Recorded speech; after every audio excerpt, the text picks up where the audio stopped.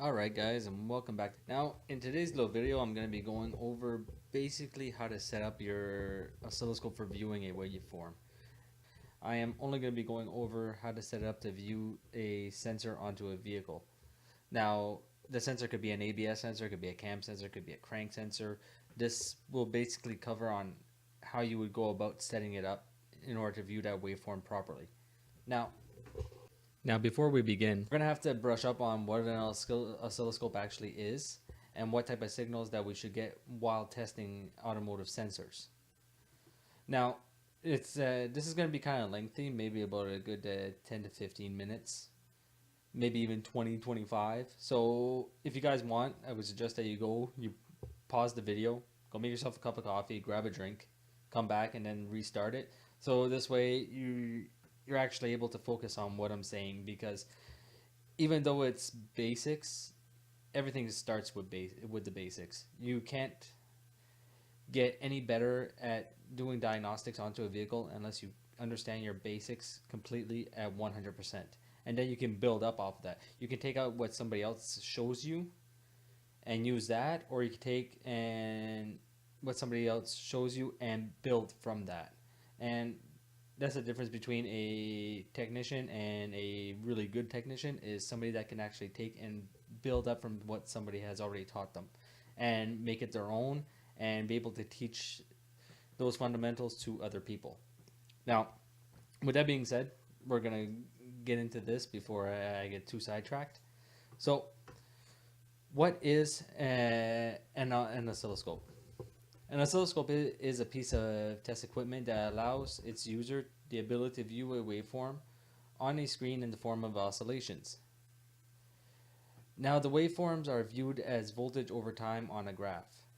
Now, if you're wondering what that means, just look at the picture that I have in front of you, and you guys are actually going to see exactly what I mean by that. Now, if you look at this graph, you're going to see that the graph is split into two sections, a vertical section and a horizontal section. Now, on the vertical, we have the y-axis, and on the horizontal, we have the x-axis. The y-axis is where your voltage reading lives, and the x-axis is where your time reading lives. Now, I want you guys to understand that the voltage in a waveform is king, and it will not change unless it is commanded to change, and it will not change past the maximum or minimum amount of voltage that is available in a given system, and that is your voltage. Now, time is also important, but I want you to think of time of an oscilloscope as a zoom function of a camera that you adjust until the object you are viewing becomes visible. Okay, so if you want to see more, you zoom in, and if you want to see less, you zoom out. Now that that's out of the way, I want to go over the two main types of waveforms. We have an AC sine wave and we have a square wave. First, I'm going to talk briefly about what an AC sine wave is, and I'm not going to get into the specifics of a waveform in this video, just the basics. And with these basics, you'll be well on your way to mastering an oscilloscope. And because you need these basic fundamentals in order to use an oscilloscope properly. Just remember that. Now, when we go to an AC sine wave, if you look at the picture that's in front of you, an AC sine wave moves back and forth from positive to negative voltage. And in automotive, the signal will be found on inductive type sensors. Now, an inductive type sensors, if you're not familiar with it, is a sensor that is able to create its own voltage. An example of an inductive sensor would be an ABS wheel speed sensor or a crank sensor. Now, keep in mind that not all ABS sensors and crank sensors are inductive type sensors. Some are digital, and it's really going to be up to you to do your own research on what type of sensor you should see out of this, what type of signal you should see out of the sensor that you were testing. Now, with an AC sine wave, the greater the frequency, the higher the voltage will be, because it creates its own voltage through induction. An example of this is the cranking flashlight. And if you look in front of you, I'll have a picture of one of those. And that's very, very basic, but the faster you crank the flashlight handle, the brighter that the light is actually going to get. And that's basically the same way that an inductive sensor works on a vehicle. The faster that it moves, the higher frequency that it generates, and the higher the voltage will be. Now, you could start out at like 1 volt AC onto an ABS sensor, and as you start driving the vehicle, it gets the voltage actually climbs and climbs and climbs. I've seen some go up to about 18 volts AC coming out of AC sensor, and I'm pretty sure there are some that go up higher. I've never had to spin it that fast to make it go up higher than that, but I've seen some go up to 18 volts AC. So with that being said, if you look at the photo that is in front of you, you will see what I said, that the oscillations of an AC signal travel from positive and go beyond negative and then back up and then back down. And when they speed up, the waveform actually gets tighter and tighter and tighter. So you'll actually have more oscillations per second, which equals out to a higher frequency in view. If that makes any sense. If you understand what frequency is, it should make sense. And if it doesn't, frequency, you need to understand frequency also in order to understand what an oscilloscope waveform does. I'll try to put up a link somewhere in order to go describe frequency, because in order to really understand frequency, you have to read it yourself and you have to do some tests yourself.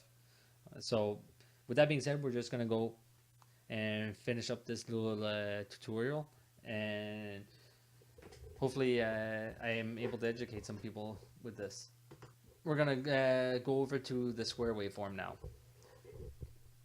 Now, when people think of a square waveform, they think that it's a separate waveform onto the vehicle, and it is, but it isn't, because a square waveform is actually an AC sine wave that is converted into a square wave so that the ECM or PCM can interpret what the sensor is doing. That is the simplest explanation I can give you. Now, with a square wave's frequency, as the frequency changes, it does not affect the voltage. The voltage will remain the same throughout the whole square wave, no matter what the frequency is. Take a Hall effect sensor, a 3-wire crank sensor, and measure its voltage at idle and rev the engine up to 2000 RPMs, the voltage will remain the same, but the amount of recurrences per second will change. Now, with that being said, it's important to understand that an AC sine wave will travel back and forth between positive and negative, and a DC digital square wave will stay between 0 and whatever predetermined voltage has been set into the ECM PCM for that square wave. And it will that a DC square wave will not change just because the frequency changes. Now that all that's out of the way, let's head over to the scope and put what I showed you guys here into practical use. Alright guys, as you can see in front of you, I have my Handtech 1008C hooked up, and I'm using the signal generator from the Handtech, which is a 2-volt square wave. Now, basically what I'm going to show you guys is what happens when you actually hit your time frame button, so to set your scale for your time, and what happens when you guys set your scale for your voltage. Now, there's two things that are going to happen. One, the waveform is going to get very, very, very long, or very, very, very small. And the other one, we are going to be zooming in and zooming out onto the waveform. Now, we're going to get started, and the first thing I'm going to go over is your voltage setting. So if you come over here, and this is going to be universal on any oscilloscope. Your voltage and your time settings are going to be universal. They're going to do the exact same thing. It doesn't matter if you're on a Snap-on, an Hotel, a Handtech. It really does not matter. Okay? So just keep that in mind. Now, as you guys can see on the screen, right here I have divisions. I have one square right here. I have one square, 1 square, and it goes up, and I have up to 8 squares. Okay, and I am now on a 1 volt division onto my voltage. My voltage, if you guys remember from my little lecture, said that my voltage was on my y-axis, which is this guy right here. So anything going upwards is considered a voltage division. So you have 1 volt, 2 volt, 3 volts, 4 volts, 5 volts, 6 volts, 7 volts, 8 volts. Now if I change it to 2 volts per division, you see that my square wave actually got smaller. And it looks like if it got smaller, but it's actually just reacting to the change in voltage per division. So as you can see, now I have 2 volts, 4 volts, 6 volts, 8 volts. I have up to 16 volts onto this one. Now if I change and I go up to 5 volts, well, I have 8 volts times 5, so I have 5 volts times 8 divisions, so that's 40 volts. And that's what that is. So as you can see, if I come up to my division right here where my waveform actually is, and if you can count right here, you would see 1, 2, 3, 4, 5. Okay? And as I told you that my pulse generator puts out 2 volt square wave, so I'm actually at my 2 volts, so I'm okay. Now, if you take and you bring it back, you will see that as your divisions change, your voltage actually gets very, very big. And not zoomed in, but your divisions are different. So it's for sure that it's going to change. Now you can get this to be your whole waveform onto one screen if you want. Like, that's really up to you. Because as you can see right now I'm at 500 millivolt division. So each division on voltage is 500 millivolts. If we take 500 millivolts plus 500 millivolts, well, that's 1000 millivolts, which is equal up to 1 volt. And so I have 2 volt square wave right here. And that's basically the voltage side of a oscilloscope. It's basically going to change your divisions onto your voltage. So if you find that your voltage division is too long, just bring down your voltage and it should shrink it down for you guys. So when I mean bring down your voltage, I mean bring up your voltages per division, and it will change it for you. And as you can see, if you play with them, it actually changes it back and forth. Okay? Now with that being said, now we're going to go to our time division. Now, with time division onto an oscilloscope, your time division is going to be on your horizontal axis. Now your horizontal axis is the x-axis, and as you can see, I'm at 1 millisecond per division. So 1, 2, 3, 4, 5, 6, 7, 8, 9, 10. So I have a total of 10 milliseconds per division onto this waveform. Now, with that being said, if you take and you bring down your seconds. So now I'm at 500 microseconds. As you can see, the waveform actually got bigger. But at the same time, if you would count your divisions, here I have 500 microseconds right here, and this is another 500 microseconds. So here's my 1 millisecond division right here. It's the exact same, it's just that you're zoomed in onto it. And it's going to be the same thing. So now I zoomed in, and if I zoom in one more, and I want to catch this guy over here. There we go. Now, and as you can see, I'm just zoomed in onto it. So I'll zoom out, zoom out, zoom out, zoom out, and you'll see if you go up to 1 second, it looks like if it's very, very, very slow, but the thing is that you're actually seeing how many occurrences are happening into that 1 second. So you'll see the, how can I put it? You'll see your frequency into that 1 second. So how many times that this signal is actually being generated into 1 second. And this type of view will be more on like major diagnosis, because I can get up to 10 seconds, 10-second time frame, which is actually very, very, very good. But we're going to go back down to 1 millisecond because that's my magic number.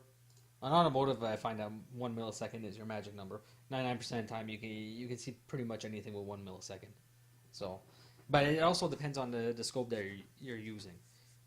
Like, because on the Handtech, like I said, I see up to 10 milliseconds, where on a snap-on, if if I go with my personal Modus Ultra onto my snap-on, when I click 1 millisecond, well, the whole screen turns into a 1 second division. So I would actually have to go to a 10 millisecond division in order to see the full, to see what I'm seeing here. So it's just it's a little confusing, but after you use the scope for a little bit, you guys will understand it. So getting back to the basics, like I said, the milliseconds, your time frame, or your time scale, I should say, is going to be your zoom function. So you're either going to zoom in or you're going to zoom out onto the waveform, depending on what you click. Okay? And your voltage is going to be basically the amplitude of your signal, or the voltage of your signal that you see in front of you. So it's either going to be big depending on your time division, or it's going to be small depending on your time division. The lower you go in the voltage, the bigger the waveform, and the higher you go in your voltage, the smaller the waveform. And that's only because of the way that the divisions are set up onto the scopes. But like I said, this is universal into any scope. This is the way that it works, and this is how you have to go about setting up your scope.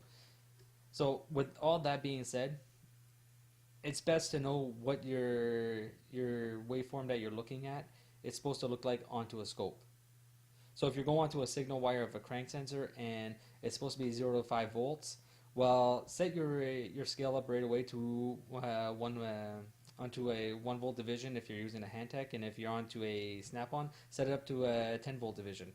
That way you'll see the entire waveform, and then you can just play with your milliseconds to zoom in and zoom out. And that's pretty much it. There's not very much onto setting up a waveform, your oscilloscope to view a waveform, but even this little basic tutorial that I just gave will help you greatly into understanding what happens inside of a waveform. So I hope you guys enjoyed this little video. I enjoy creating these for you guys. I would like it if you guys would leave me some, just give me some feedback onto how you guys are enjoying my videos. If you guys find them too lengthy and too stale, bring it up. I can't get any better if I don't have any feedback from the audience. So with that being said, you guys have a good day.